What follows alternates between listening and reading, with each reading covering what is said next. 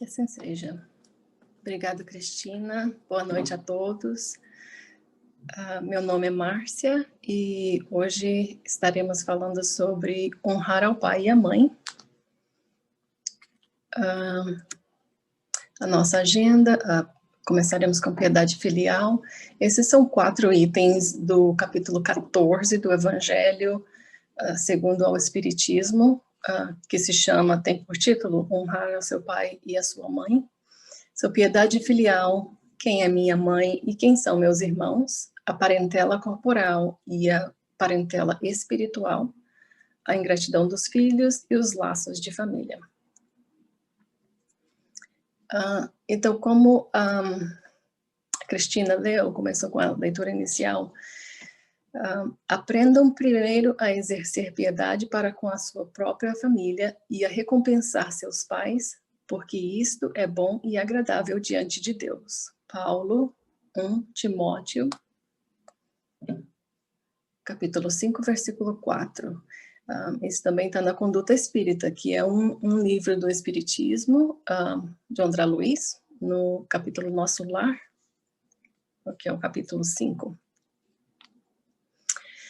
E o Allan Kardec e o Evangelho nos traz uma importância muito grande, que é honrar ao pai e à mãe. Allan Kardec estruturou muito bem estruturado esse capítulo dentro do bloco de caridade. Então, ele começa com o capítulo 11, que é amar ao próximo como a si mesmo. O capítulo 12, amai os vossos inimigos. O 13, não saiba a vossa mão esquerda o que dá a vossa mão direita. O 14, que é o que a gente está vendo hoje, honrar ao pai e mãe. E o 15, fora da caridade não há salvação. Então, assim, quando a gente chega nesse capítulo, a gente já leu bastante sobre caridade, e essa é uma das maiores caridades que podemos fazer, é honrar ao pai e à mãe. O item 1 desse capítulo fala que sabeis os mandamentos: não cometereis adultério, não matareis, não roubareis, não prestareis falso testemunho, não fareis agravo a ninguém, honrai a vosso pai e a vossa mãe. Marcos 10, 19, Lucas 18, 20 e Mateus 19, 18 e 19.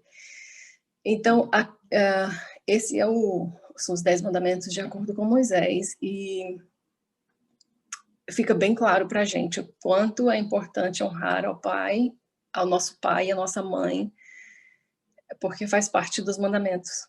É uma das coisas mais importantes que a gente tem que observar e seguir durante essa nossa existência. O item 2,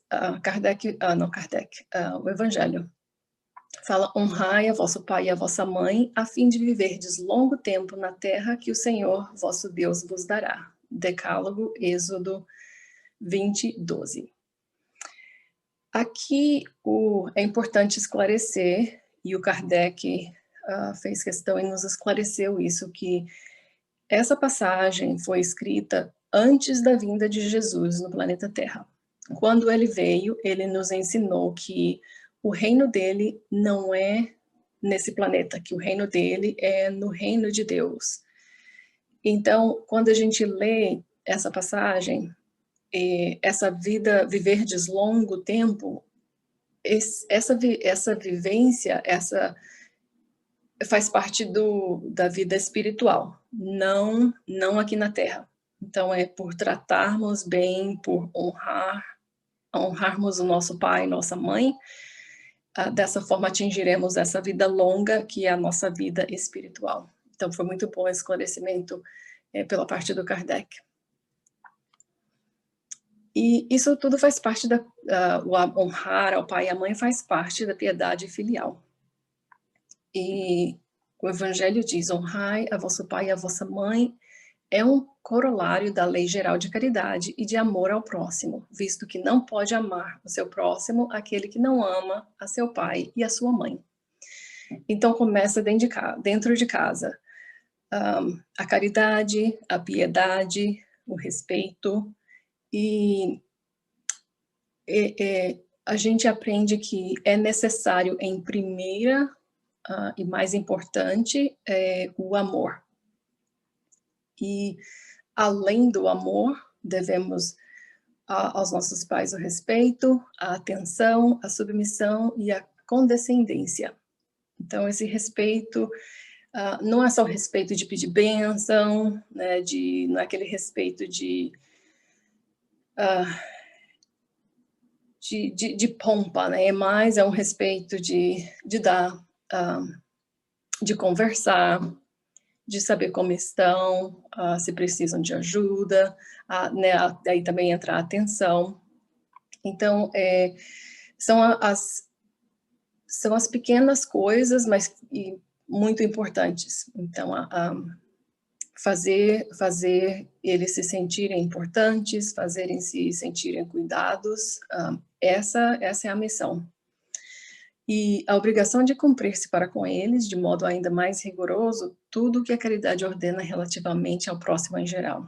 Então, se a gente faz um esforço para se dar bem, para respeitar, para cuidar, para ser caridoso né, para com os nossos amigos, nossos colegas de trabalho, nossos companheiros, tudo que a gente faz, né, nossos amigos no centro, tudo que a gente faz aos outros como um sinal de respeito, de caridade e piedade, devemos fazer ainda muito mais pelos nossos pais, nos ensina o Evangelho. E essa honrar ao pai e à mãe não consiste apenas em respeitá-los. A gente fala do respeito, mas também existem as necessidades, né? A gente precisa assisti-los quando necessário, com todas as suas necessidades, e proporcionar-lhes repouso na velhice, cercá-los de cuidados como eles fizeram conosco na infância. Então, a gente não lembra todos os detalhes, mas a gente sabe com certeza, por assistir outras pessoas, e a nós que temos filhos, sabemos que quando temos filhos, os primeiros anos, a dedicação é completa aos filhos. Temos que ajudá-los com alimentação, a tomar banho, a vestir roupa, correr atrás para ter certeza que a criança não cai, bate a cabeça, não se machuca. Então, assim, a atenção é 100% aos filhos, e o Evangelho diz que essa mesma atenção devemos dar aos nossos pais. E por darmos também essa atenção, por mostrar como exemplo, as pessoas que já são pais, seus filhos estão também vendo aquilo, e o mesmo eles te darão como exemplo, né? O que eles falam, o pai sem recursos. O Evangelho nos diz que os pais que são pobres, que precisam de ajuda com moradia, com comida, o Evangelho nos diz que temos que dar tudo de básico e, além do básico, o supérfluo. Ajudar aos nossos pais que precisam dessa ajuda financeira, né, monetária. Precisamos, por exemplo, não somente trazê-los à nossa casa e darmos um quartinho pequenininho lá no fundo, que não tem ninguém usando. Não. É muito pelo contrário. Porque dessa forma estaríamos mostrando o nosso egoísmo, né? Primeiro a gente e o que sobrar para os meus pais. Então, essa absolutamente não podemos fazer. A instrução que temos no Evangelho é que não basta somente tirá-los da rua, só para dizer, né, botamos ali no quartinho para não ficar na rua. Temos que dar o melhor dos cômodos, o melhor da atenção, tudo o melhor e mais o supérfluo, aos sagrados, os mimos e seus desejos e vontades, se tem alguma coisa que eles gostariam de fazer, e dentro das nossas condições, deveremos sim dá-los muito mais. Então, não é, né, somente pagar um aluguel para eles, ou botá-los dentro de sua casa, mas também oferecer as flores, né, os mimos e o supérfluo dentro das nossas condições. porque eles merecem tudo. Diz o Evangelho que, por nos dar vida, eles já fizeram tudo e muito mais que precisávamos. Então, cabe a nós darmos e fazermos tudo pelos nossos pais. E o que diz o Evangelho sobre os pais que negligenciam seus deveres para com os filhos?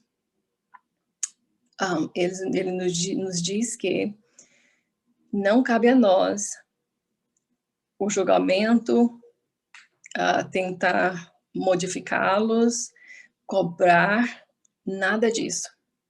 Como eu acabei de dizer, os nossos pais já fizeram bastante e demais, mais do que o suficiente de nos dar a vida.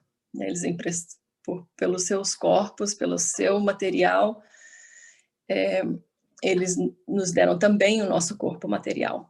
E isso tudo é o que a gente precisa. Sabemos que existe uma fila imensa, uma fila longa de espíritos que estão esperando para se encarnarem, e nós devemos agradecer aos nossos pais que, durante o plano espiritual, eles concordaram em nos dar vida.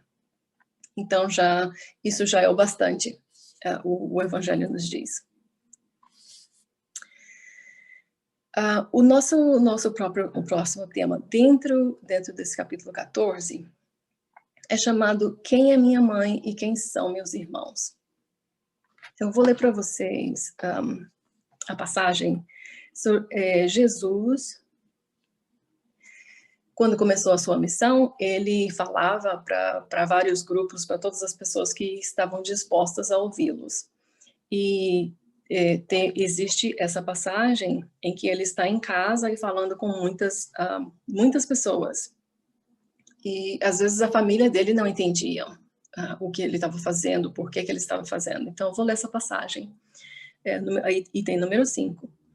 E tendo vindo para casa, reuniu-se aí tão grande multidão que eles nem sequer podiam fazer sua refeição. Sabendo disso, vieram seus parentes para se apoderarem dele, pois diziam que perdera o espírito.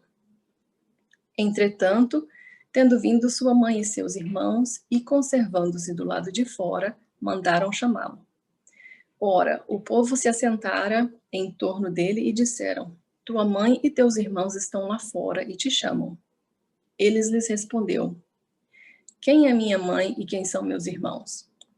E perpassando o olhar pelo que estavam assentados ao seu derredor, disse: eis aqui minha mãe e meus irmãos, pois todo aquele que faz a vontade de Deus, esse é meu irmão, minha irmã e minha mãe.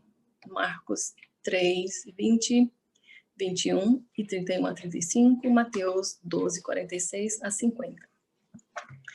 Quando a gente lê essa passagem, é fácil a primeira interpretação, né, que está Jesus desrespeitando a mãe e a sua família que estão lá fora, mas o Kardec novamente nos esclarece que Jesus nos mostrou por bastantes outras ocasiões e circunstâncias que ele ama e respeita muito sua mãe e sua família. Então, o Espiritismo tenta também nos esclarecer, além de Kardec, existe essa passagem no livro O Consolador, a questão 342, a resposta de Jesus aos seus discípulos, quem é minha mãe e quem são os meus irmãos? É um incitamento à edificação da fraternidade universal? O Senhor referia-se à precariedade dos laços de sangue, estabelecendo a fórmula do amor, a qual não deve estar circunscrita ao ambiente particular, mas ligada ao ambiente universal, em cujas estradas deveremos observar e ajudar fraternalmente a todos os necessitados, desde os aparentemente mais felizes aos mais desvaliados da sorte. Então, o que estava acontecendo? Né? Jesus, com toda a sua sabedoria, sabendo que seu reino não é aqui, seu reino é no reino de Deus, e pela sua missão vindo para falar e transmitir a mensagem de seu Pai a todos que estavam prontos a ouvir. Ele entendia isso, que a família dele não era somente a sua família imediata e consanguínea, mas eram todas as pessoas que estavam procurando se melhorar. E por isso ele falava com eles, e também por isso ele os considerava seus irmãos e sua mãe. Existe também algumas outras pessoas mais esclarecidas que eu, e eu ouvi esses comentários, que também ele estava exercendo a sua missão. Então, além de reconhecer que a sua família universal também faz parte da família dele, não só a consanguínea, e também existe um outro lado, que é o de seguir com a sua missão. Os nossos pais, eles têm a obrigação de nos ensinar os caminhos de Deus, a boa moral, nos ajudar com tudo que necessitamos de material, até que podemos tomar conta de nós mesmos. E quando chega esse ponto, é a nossa obrigação de seguir com o nosso plano e a nossa missão, e é o que Jesus estava fazendo. Jesus respeita muito sua família consanguínea. Ele seguiu a profissão do pai, que era carpinteiro, até os 12 anos, e foi quando, aos 12, né, quando ele começou a falar, a ir às ruas e a falar e começar a sua missão. Então, ele estava também, por esse lado, fazendo a sua parte, que depois, quando se julgou independente, ele tinha uma obrigação a cumprir. Então, esse é o esclarecimento, né, 2 esclarecimentos dessa passagem, que de forma alguma Jesus estava mostrando desrespeito à sua mãe e à sua família. E o nosso próximo item, falando sobre a parentela corporal e a parentela espiritual. Os laços do sangue não criam forçosamente os liames entre os espíritos. O corpo procede do corpo, mas o espírito não procede do espírito. O espírito já existia antes da formação do corpo. Então, já éramos espíritos antes, a nossa vida é espiritual, né? E os nossos pais nos proporcionaram o corpo material para virmos e cumprir com o nosso plano aqui nessa existência. Mas ele não cria, e os pais não criam esse espírito, somente o corpo. O que eles fazem, o que é a sua obrigação, é de nos auxiliar no desenvolvimento intelectual e moral do filho para fazê-lo progredir. Como eu disse, né, apresentando as leis de Deus, a boa moral e também a educação tradicional, para que possamos seguir por nós mesmos, né, depois de certo tempo. Com relação aos espíritos simpáticos e espíritos antipáticos, o Evangelho diz que não são os da consanguinidade os verdadeiros laços de família, e sim os da simpatia e da comunhão de ideias. Né? A gente vê vários exemplos de pessoas que não são parentes de sangue, né? São colegas de trabalho, são nossos amigos, são pessoas que não são relacionadas diretamente com a nossa família, mas que a gente tem um laço muito grande, a gente tem as mesmas ideias, os mesmos interesses. E esses espíritos vêm né, nós já éramos em espírito conectados, e só estamos aqui nos encontrando novamente para mais uma existência. E por isso a gente encontra esses casos, porque realmente são laços mais profundos do que só aqui na Terra. As famílias pelos laços espirituais são duráveis, né? Duram várias vidas. E as famílias pelo outro lado, né? As famílias pelos laços corporais são frágeis como a matéria e se extinguem com o tempo e muitas vezes se dissolvem moralmente já na existência atual.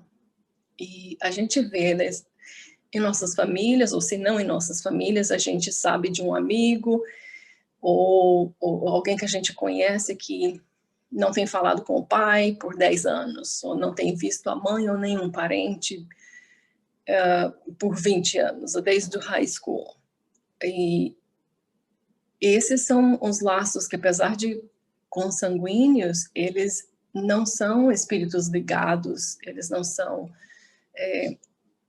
ligados no mundo espiritual, são somente ligados por flesh, por carne, né, por matéria. E também nesse capítulo 14 tem algo muito importante, que são instruções dos espíritos pelo Santo Agostinho, que vale muito a pena a gente dar uma olhada. Ele fala sobre a ingratidão dos filhos e os laços de família. A ingratidão é um dos frutos mais diretos do egoísmo. Revolta sempre os corações honestos, mas a dos filhos, para com os quais apresenta caráter ainda mais odioso. E ele explica as ligações das famílias, né, dos filhos com os pais, e nos explica que depois da nossa passagem, dessa existência para o espírito, a gente carrega conosco todos os nossos sentimentos que não foram resolvidos aqui. Né? Então, se não perdoamos, se odiamos, tudo isso vai com a gente. E todos os positivos vão com a gente, todos os negativos também. E explicando o problema de família, ele diz que quando chegamos em espírito e vemos, né, que o véu cai, e que entendemos que a caridade é a senha para chegar a Deus e que não possuímos aquela senha, e ao mesmo tempo estamos olhando ao nosso redor e vendo os espíritos que nos fizeram mal, que nos feriram a honra, nos feriram a família, esses espíritos sentem um ódio desses espíritos que os machucaram. E o que acontece, então, eles pedem para retornarem à vida e estarem ligados a essas pessoas que eles odeiam. E daí a explicação em algumas famílias, podem ser outros motivos diferentes, mas o Espiritismo explica que em alguns casos a gente vê essas crianças que odeiam os pais, que não respeitam, obrigada, Bruno, que a gente não entende o comportamento deles. O Espiritismo explica que são esses os casos. Né? Eles vêm se propondo, né, a ser filho dos pais que são odiados. Então, eles odeiam os pais, mas eles estão aqui para trabalhar isso. E os pais também, né, dentro dessa situação, né, eles aceitando esse desafio, o Espiritismo nos fala que o dever dos pais nessa situação é de proporcionar o mesmo, de dar carinho, amor, atenção, de educar, de introduzi-los a Deus, apresentá-los a Deus. E ele também fala que Deus não dá provas superiores àqueles que eles podem conseguir. Né? Então, a gente não é dado uma tarefa. Se nós somos esses pais confrontados com essas crianças, a gente deve saber que a gente pode, só depende da nossa vontade, trabalhar com essas crianças e trabalhar com esses espíritos, né, a resolver essas situações. E ele diz adiante que as provas rudes são quase sempre indício de um fim de sofrimento e de um aperfeiçoamento do espírito, quando aceitas com pensamento em Deus. Então, essa dificuldade que a gente passa, que é tremenda, que machuca o coração, né, desses pais que têm problema com os filhos, tudo isso já indica que estamos solucionando esse problema, estamos trabalhando no problema. E ao invés de reclamar, devemos agradecer a Deus, esses pais, né, com dificuldades com os filhos, devemos agradecer a Deus pela chance de vencer essas provas, suportá-las com coragem e sabermos que não existe sofrimento eterno. Isso é somente aqui e para usarmos de perseverança, e que depende do nosso esforço abreviar o sofrimento e destruir em nós, né, esses pais em nós, as causas do mal. Ele também, Santo Agostinho também nos ensina que devemos olhar não só essa existência, né? O que estamos passando hoje é porque existiu algo em outra existência que erramos e que precisamos consertar nessa existência, junto com esses espíritos. E que também existe o nosso futuro, que não estaremos nessa posição e nesse sofrimento pelo resto, pela eternidade, né? Então, existe o futuro. E esse é o ponto que ele nos oferece para considerar. Esperais com paciência, porque o sofrimento que parece imenso na Terra não tem a mesma dimensão em espírito. Então, a gente pode olhar, né, como depois que chega lá algo que nos parece ser um corte muito grande aqui, né, materialmente se falando, em espírito, quando olhamos na nossa existência, é como se fosse um pequeno arranhão, então, em comparação. E ele fala, acolhei-os, portanto, como irmãos, isso aqui ele está falando sobre os filhos, né, que dão tanto problemas. Acolhei-os, portanto, como irmãos, auxiliai-os, e depois, no mundo dos espíritos, a família se felicitará por haver salvo alguns náufragos que, a seu turno, poderão salvar outros. Santo Agostinho, Paris, 1862.